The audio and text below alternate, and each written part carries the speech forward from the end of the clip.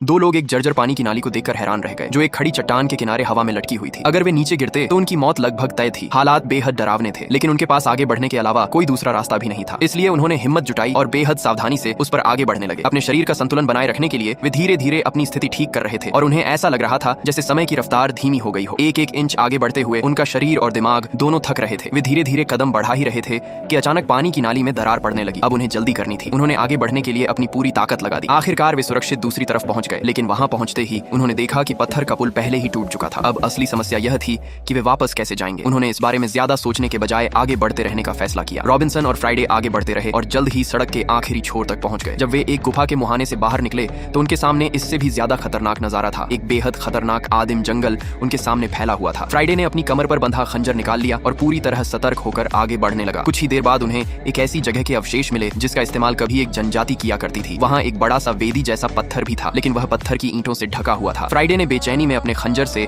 पत्थर का ढक्कन उखाड़ने की कोशिश की, लेकिन वह बिल्कुल नहीं हिला और उल्टा उसके खंजर की धार तक टूट गई। रॉबिन्सन ने अनुमान लगाया कि यह शायद पत्थर का ताबूत हो सकता है। हवा से हुए घिसाव के निशानों को देखकर ऐसा लग रहा था कि इसे सैकड़ों साल पहले दफनाया गया था। यह देखकर फ्राइडे को लगा कि बची हुई महिला भूत का शरीर शायद इसी के अंदर छिपा हो सकता है। दोनों ने तुरंत चारों तरफ से उस पत्थर के ताबूत की जांच शुरू कर दी। ताबूत की सतह पर उन्हें ऐसे नक्काशीदार चिन्ह दिखाई दिए जो बिल्कुल उन्हीं प्रतीकों जैसे थे जिन्हें उन्होंने पहले पानी के देवता के बक्से पर देखा था। उन्होंने उसी बक्से से मिले प्रतीकों वाली प्लेटों को चाबी की तरह इस्तेमाल करने का फैसला किया और उन्हें पत्थर के ताबूत पर बने संबंधित खांचों में डालना शुरू किया। कई टुकड़ों को आजमाने के बाद आखिरकार एक प्लेट सही जगह पर फिट हो गई। जैसे ही दोनों खुद पर खुश होने लगे, उन्हें पता नहीं था कि पीछे से कोई और उन्हें देख रहा था। अंधेरे में दो आंखें उन पर टिकी हुई थीं। जब आखिरी प्रतीक वाली प्लेट ताबूत की दरार में सरक कर सही जगह पर फिट हो गई तो एक हैरान कर देने वाली घटना हुई। ढक्कन किसी अदृश्य ताकत से धीरे धीरे अपने आप ऊपर उठने लगा। स्थानीय निवासी होने के कारण फ्राइडे यह देखकर हैरान रह गया और उसे लगा कि यह भगवान की शक्ति है। लेकिन रॉबिन्सन शांत रहा और उसने उसे विज्ञान पर भरोसा करने के लिए कहा। उसके अनुसार इसे अंदर और बाहर के पानी के दबाव के सिद्धांत का इस्तेमाल करके बनाया गया था। दोनों ने तुरंत ढक्कन को पूरी तरह खोल दिया। जैसा कि उन्होंने सोचा था,